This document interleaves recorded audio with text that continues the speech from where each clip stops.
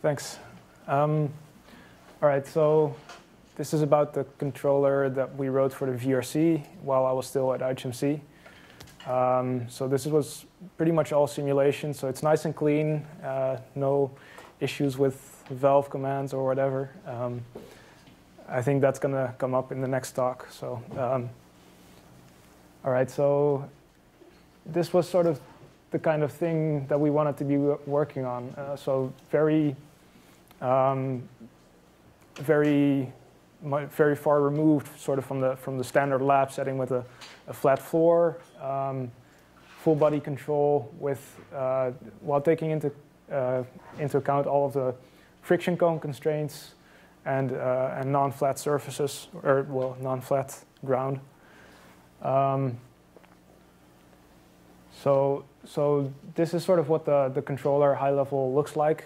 Like a lot of this I already presented at Humanoid, so it might be some repetition, but still I'll go over it a little bit.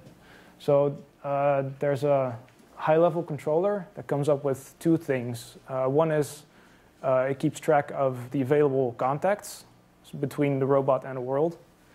And the other is what do you actually want the robot to do, so desired motions. Then we have a quadratic program that actually reconciles the two and comes up with joint accelerations and contact wrenches at the contacting bodies. Those are the input to an inverse dynamics calculator, which computes torques that go to the robot. So that's sort of the high-level overview. Features of this style of control and things that might be different between our approaches are, so first off, that we heavily rely on centroidal momentum in our description of the QP. So sort of advantages of that way of working with the centroidal momentum matrix is that you get a pretty small problem size. So you're not actually, you don't have the torques as optimization variables, but just the joint accelerations. There's no need to compute explicitly a mass matrix if you do the inverse dynamics after. So given the joint accelerations, you can just use a recursive Newton-Euler thing to compute the joint torques, which may be a little bit faster than actually explicitly computing the mass matrix. Bad thing is that you don't have any torque limits explicitly in this QP. Another, yep. Where would you need to explicitly compute the mass matrix in which inverse dynamics are used? So if you want to incorporate torque limits, then you would have something like m times joint acceleration vector, mass matrix times joint acceleration vector plus some bias is torques. So you want mass times joint acceleration vector plus that bias to be bounded between two values if you want to do torque limits in this kind of setup. So then you would need to have a mass matrix. If you don't want to do that, then you don't actually need that, and you only need to compute a centroidal momentum matrix, which I'll talk about in just a second. So in other words, you compute inverse dynamics somewhere, but you don't have to compute forward dynamics. Yeah.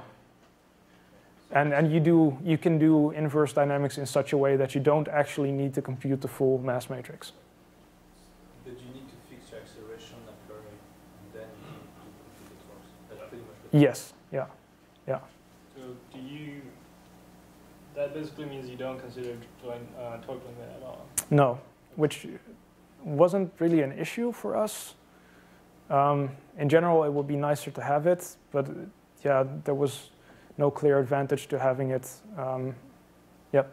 I think you could formulate a torque constraint since your QP is linear or your QP is Q double dot, right?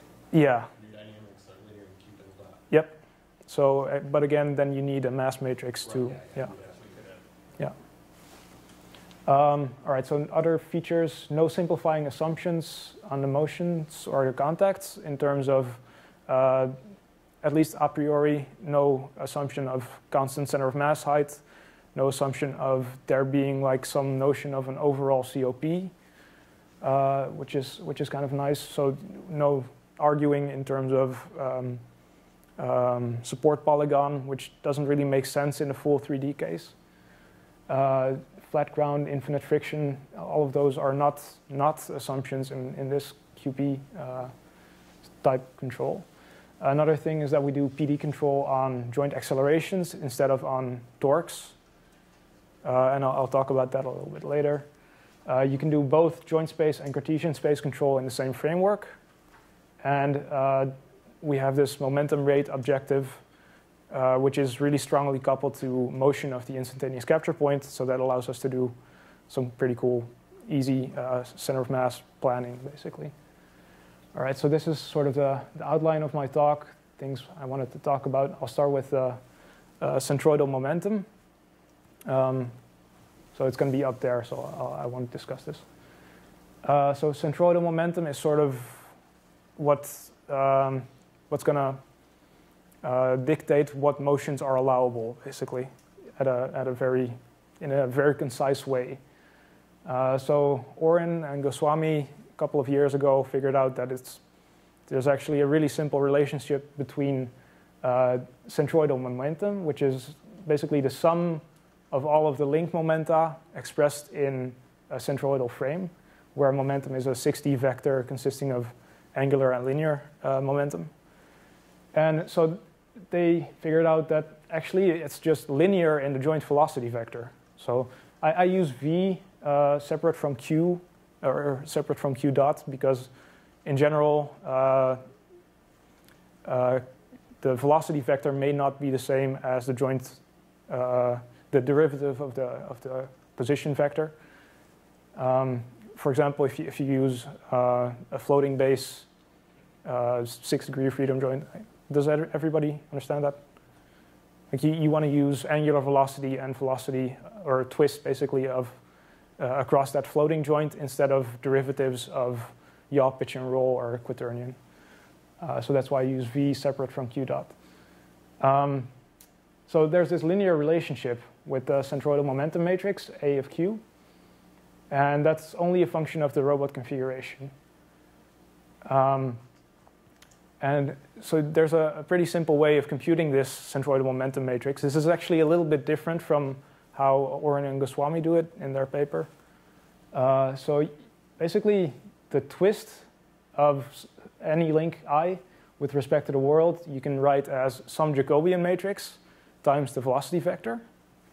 And then the momentum of that link is simply the inertia matrix expressed in body frame times that twist.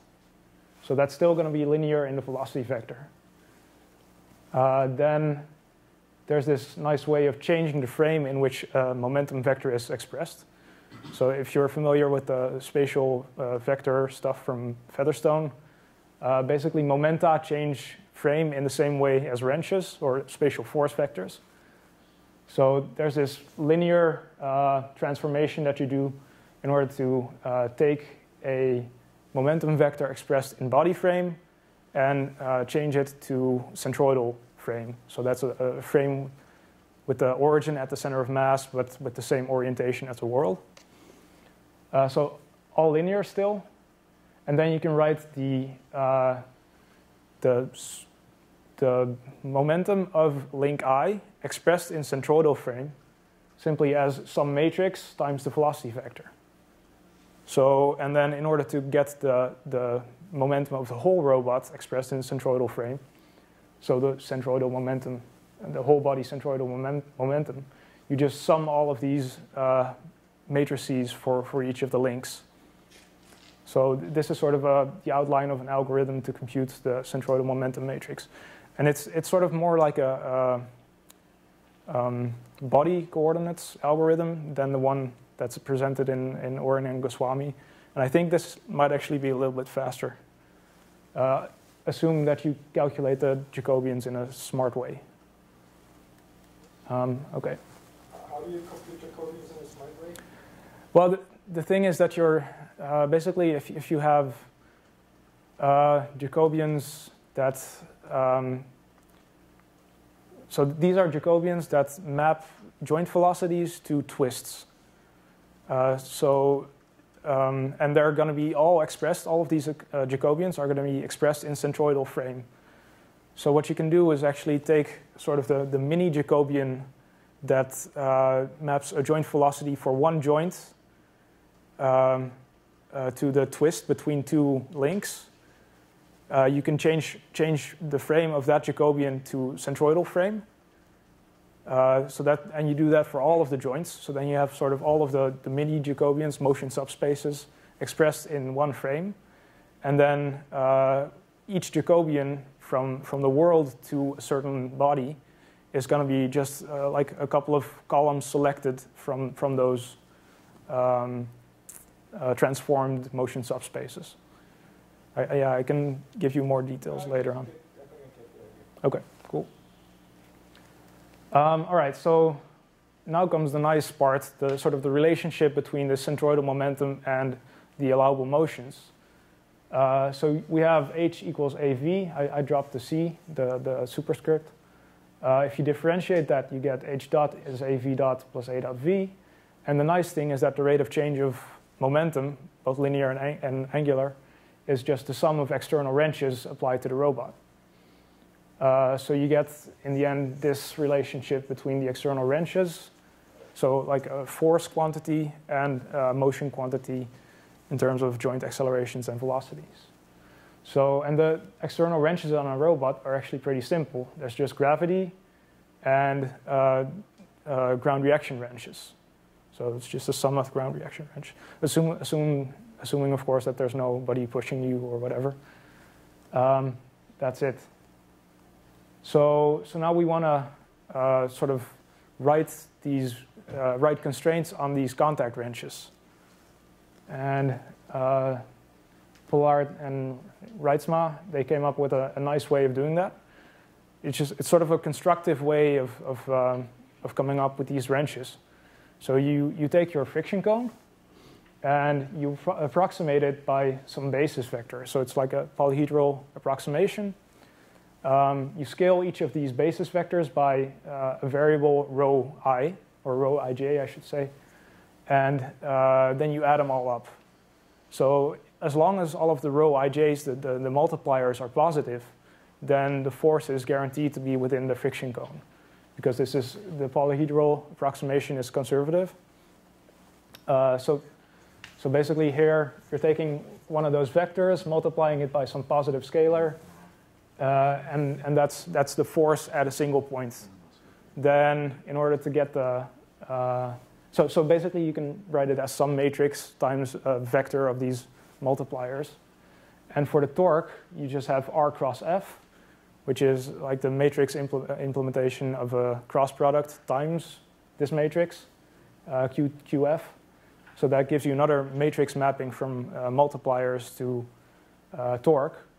And then in total, you can write the ground reaction wrench at a single point, due to a single point, as a matrix times these multipliers, and also the sum of all of those all of these ground reaction wrenches, you can still write as a matrix vector product.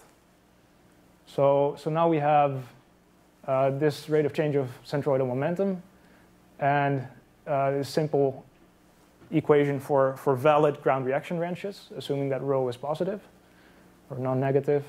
So you have linear constraints governing all of the allowable motions of the robot. So now you know what you can do given your current contacts with the world. So then what do you want to do? That's where sort of motion constraints come into play. I don't know if motion constraints is the best name, but that's sort of what we call them now. And we define those as linear constraints on a joint acceleration vector. And that turns out to be a pretty rich language of expressing what you want, at least instantaneously. So it's some J, some Jacobian matrix or something, at least some matrix, times the joint acceleration vector is some right-hand side P. And simplest example is a joint space acceleration constraint. Suppose you want the acceleration of your elbow joint to be some value. You just have a selection matrix. You select that one joint acceleration component, and it's going to be equal to what you want. Set it equal to what you want. A little bit more complicated is a spatial acceleration constraint. So that's if you want to do Cartesian space control. You take basically, this would be the twist of body k with respect to body j, is some Jacobian times the joint velocity vector. You differentiate that, and you get spatial acceleration of body k with respect to j minus some bias term is j times v dot. So that's another constraint in this form. And then another thing you can do is play with selection matrices. So suppose you don't want to actually control the both position and orientation of a body. You can just select the angular part, for example, with this S matrix. And then another example would be point Jacobian. So suppose you want to control the acceleration of a certain point on a body fixed point. You can also put that in this form. So it's a pretty rich toolbox to work with. Now feedback control in joint space is pretty simple. So here's sort of something that we do a little bit differently, maybe from some groups, is that we do PD control in terms of these joint accelerations. So you have some kind of reference joint acceleration, and then you do PD control on the velocities and positions, and that results in a joint acceleration that goes into the constraint. You can also do this in SE3, so for orientation and position, where this turns out to be sort of the best way to do it, I think, to do PD control on SE3. So you can show that this is actually asymptotically stable. So it's sort of the same idea where you take this feed forward joint spatial acceleration, and then you have some matrix times, and this is axis and angle, and position error. And then here you use twists to do the derivative term. So that's how we basically do all of our controls. It's all PD. Yeah. I have a question. Your axis angle, is it the same as taking the logarithm between the two rotations? Sorry, the logarithm? The difference in the two rotations, the one you want and the other. Yeah. Take the rotation that takes you from one to the other. Yeah. Take the logarithm of that. Yeah. Yeah, it is. Yes. Yeah. So it's also from that paper by Murray. Yeah. Yeah. Right. Okay. So and this sort of shows the difference between doing PD control on the joint accelerations versus doing it on torques. So here you have some. The torque is basically going to be some Kp times the position error and velocity error. Still doing compensation of Coriolis terms and stuff. But what you get is, for step responses, there's going to be a lot more coupling between the dynamics, of course. So, yep. That is very nice in simulation. Yes, yes, yes. And that M of Q guy Mm-hmm. on the left side, if it's not accurate, Oops, sorry. it'll give you trouble. Yeah, and another issue is that if you have very little inertia at the end of a joint, for example, in the ankle, then basically your gains are going to get scaled to almost nothing. And if you have a little bit of friction, then that's going to screw you up. So there. Theory is great. Yep. In terms of robustness and practicality. Right. Trouble. Yep.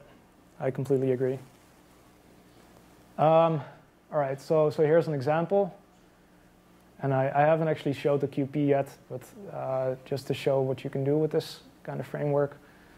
This was before sort of at the start of the VRC, just showing that we could do some kind of manipulation because we had only done locomotion up to that point.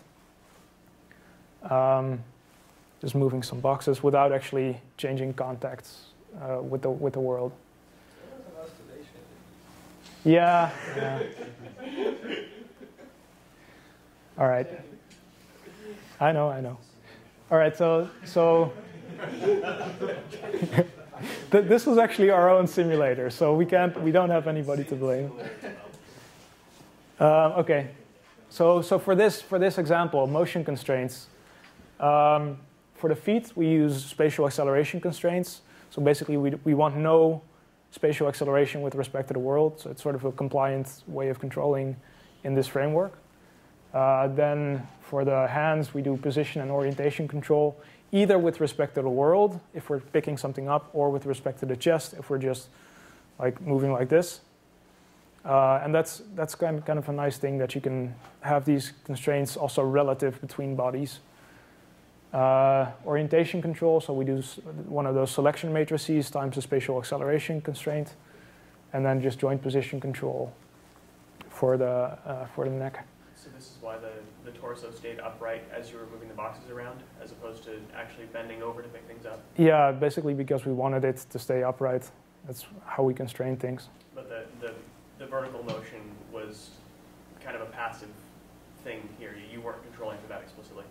The vertical motion was, so we had a PD controller on center of mass height, which goes into a desired rate of change of momentum objective, which I'll talk about in a second. Okay.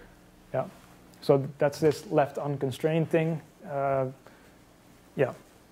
We resolve that by optimizing towards some desired rate of change of momentum. All right, so here's the quadratic program that we use. So we have these desired motions, allowable motions, and then we want to just solve for joint accelerations and these force multipliers that minimize some norm. So more formally, we have some weight matrix, W rho and W v dot, to regularize the v dots and rhos with these constraints. And then there's one more addition. So the momentum rate of change objective that I was talking about. Suppose you actually want to have a certain rate of change of momentum, you can sort of put it in the same form. So you have this desired rate of change of momentum and an actual one. And the actual one you can write using the momentum rate of change equation in this way, AV dot minus B. And actually, so this AV dot minus B thing is very reminiscent of the joint, of the motion constraints. It's pretty much in the same form. But we actually put this in the objective, whereas the motion constraints are actual constraints in a QP. So here's an updated quadratic program where we actually have that momentum rate objective in it as well. All right, so we have this momentum rate objective. What would you want to do with it? So we found that it's pretty easy to over-constrain basically create an infeasible QP if you only use motion constraints. So we thought this was sort of a more flexible way of working with things. And then also, the instantaneous capture point dynamics are very much related to the rate of change of momentum. So we can incorporate that very easily. Yes? So since you're trying to hit a target rate of change of momentum, I'm just curious, does your QP try to use upper body motion a lot? Do you have to add extra stuff to stabilize the upper body to prevent it from swinging arms? So as I showed in the box moving example, we have a lot of constraints. So it doesn't have a whole lot of freedom to do what it wants. That's sort of how we overcome that problem. It just seems like it could probably do some really cool things with the upper body. Yeah, yeah. So we dabbled around a little bit with walking without constraining the arms, for example, to see what happens.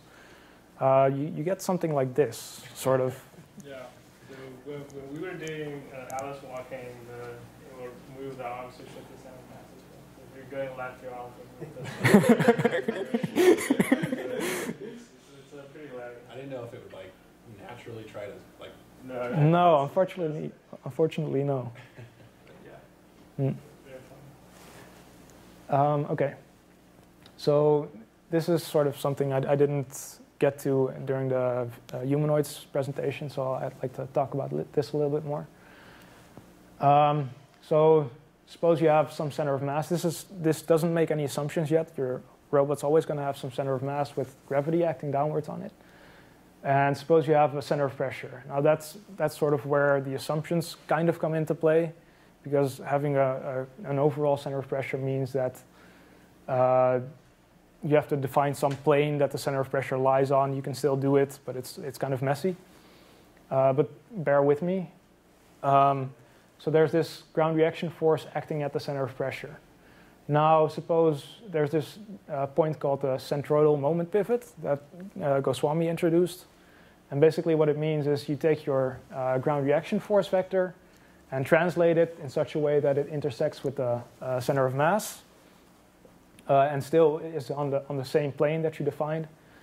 Then you can just sort of rewrite your force system in terms of a force exerted at the CMP and a torque about the in the horizontal plane. And the nice thing is that, let's see. So you know that the rate of change of linear momentum minus gravity is the ground reaction force. And the ground reaction force is proportional to your center of mass position minus the CMP. So that's sort of the relationship between the CMP and the linear rate of change of linear momentum. Now you don't want to have a sustained difference between the COP and CMP, because that means that you have some torque about the center of mass, which means that you're going to increase your angular momentum all the time. So usually you want to plan for your CMP to be inside of the support polygon, at least nominally. And then here's a relationship to the instantaneous capture point. I think a lot of you know what ICP is. So basically you take the projection of the center of mass onto this plane. You add some scaled version of the of the center of mass velocity to end up at this point.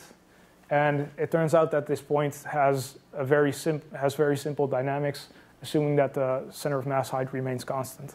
So this is where the assumptions come into play. For the QP, there are no such assumptions. And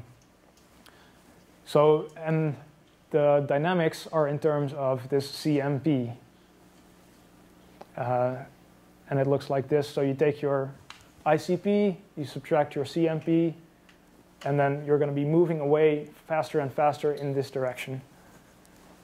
So it's sort of it's just on a line, even though the center of mass projected onto the ground moves in this curved trajectory. So the fact that it moves in this line allows for some really, really simple motion planning. So basically, you just pick your foot placements. You pick some desired final instantaneous capture point motion or location, and then you just create these lines and ping pong between the feet in order to come up with ICP trajectories, which are then related to rate of change of linear momentum through the CMP. And that's where that's going to be the input to the QP. So here's a video that many of you might have seen already. This wasn't actually quite using this completely, to be fair, but very close to it. We still had some nastiness. This is not gazebo, that's useful. Yeah. So what is the nastiness? So we didn't completely understand that it could be all written in a single QP. So we actually had, man, it's a long time ago. I think at that point we had a separate QP to solve for center of pressure locations for each of the feet, and sort of resolving this the centroidal momentum constraint separately, I think. On the steering wheel one, yeah. Instead of turning the wheel, it seemed like your arms were kind of leading the wheel aggressively. Why was that? It's so actually the input for the steering was Jesper on a joystick, or I think an actual steering wheel. So it was actually fairly aggressive input also, and the contacts so in SCS, the contacts aren't modeled very well, so it was a pretty simple contact situation sort of between this steering wheel. And so there was, you could sort of move around this axis. Yeah. All right. Come on.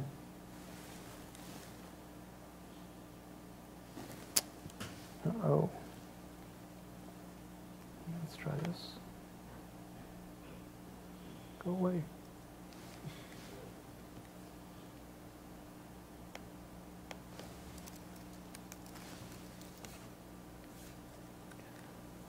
All right, so then some problems. I think, like C1 was saying, there's a problem in conveying that certain constraints are much more important than others without running into numerical issues. Like, you might not care at all that your arms stay exactly in the same position as you're walking. You might care a lot more about the fact that your foot is following some trajectory. And so one possible solution is to set it up as a hierarchical QP, where you first try to satisfy some constraints, and then only if you can completely satisfy those constraints do you try to achieve other constraints. So at IHMC, they started to work on that, but actually the software available from the authors of the paper on hierarchical QP was not so great, and just solving the standard QP problem without even any hierarchies added was about 40 times slower, I believe, than the actual than just what we are doing right now. So that's still not so great. Torque limits, I already talked about. Joint limits, yeah, currently you just have to be smart about how you design your desired motions. And a point that Chris brought up during VRC, actuator dynamics. So unfortunately, you can't say that these two are equal. So the fact that you have this actuator dynamics block between these two memoryless inverse dynamics blocks really messes things up, and you can't just put this here and have these two cancel anyway, unfortunately. So yeah, it is a real problem, and you do need to look at future inputs and that kind of stuff. So still work to be done. All right, so this is the high-level overview again. Any questions? Thanks.